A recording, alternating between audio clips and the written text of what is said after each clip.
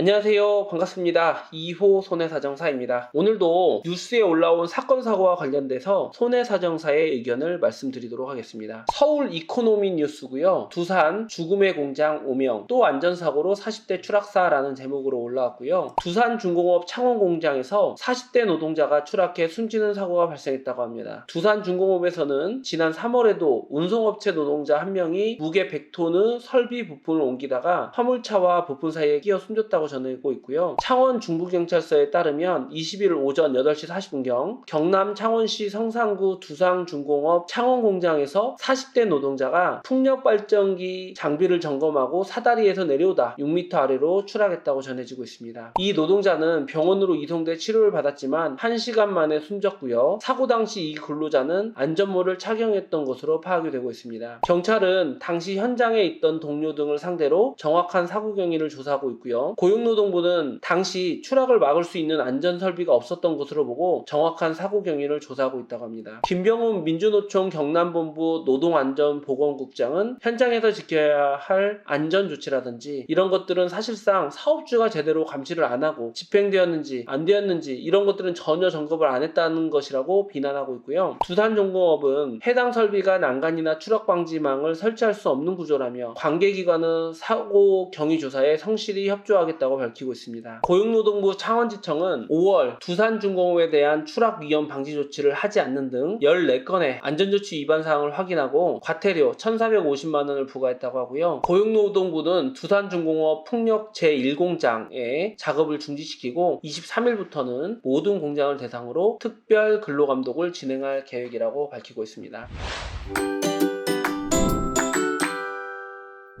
여기에 대해서 40대 노동자의 보상 부분을 생각을 한다라고 하면요. 근로자성과 업무 기인성을 모두 충족하기 때문에 산재는 적용이 되겠다 생각이 됩니다. 이 유족 입장에서는 유족급여나 장례비 등을 수령을 할 수가 있는데요. 일시금으로 받는 것보다는 연금으로 받는 부분들을 생각을 하시면서 진행을 하셨으면 좋겠다 이런 생각이 들어갑니다. 그리고 나이로 보면 47세인데요. 가동연한이 65세 기준으로 봤을 때 한 18년 정도 남았다고 볼 수가 있습니다. 18년 동안 산정이 되는 총 손해액이 있을 건데요. 그 총 손해액에서 산재 부분을 공제를 하고 나머지 부분에 대해서 회사 측에다가 또 청구를 할 수가 있겠다 이렇게 판단이 됩니다. 근데 이때 논점이 되는 것은요. 사다리에서 자기 과실이 있었는지 없었는지 이런 부분이 또 중요하게 논해질 것 같습니다. 산재에서는 무과실 책임주의로 모든 손해에 대해서 지급을 해주게 되는데요. 이 법률상 손해배상액으로 와서는 과실을 산정을 하기 때문에 과실을 산정한 최종적인 금액에서 산재 부분을 공제하고 나머지 부분을 근로자에게 또 지급을 하게 된다. 이런 부분 꼭 체크를 하면서 보상 부분에 임하셔야 될 것 같고요. 그리고 추가적으로 여기서는 사망사고가 있었기 때문에 두산중공업으로부터 형사적인 위로금을 받을 수가 있습니다. 회사 입장에서는 형사적인 위로금을 주고 산재에다가 청구해서 다시 받아갈 그런 개연성도 있기 때문에 산재와 추가적인 법률상 손해배상금 외에 형사적인 위로금을 받을 수 있게끔 서류를 철저하게 하는 과정이 되게 중요할 것이라고 보여지고요. 추가적으로 개인보험에서 사망보험금 여기에 있어서 직업개수의 문제는 없었는지 이런 부분을 꼼꼼하게 살피신다고 하면 유족 입장에서는 모든 급여, 모든 보상을 충분하게 잘 받을 수 있지 않을까 이런 판단이 들어가게 됩니다. 안전에 특히 유념하면서 활동을 하셨으면 하는 바람입니다. 좋은 하루 되시고요. 이상 2호 손해사정사였습니다. 감사합니다.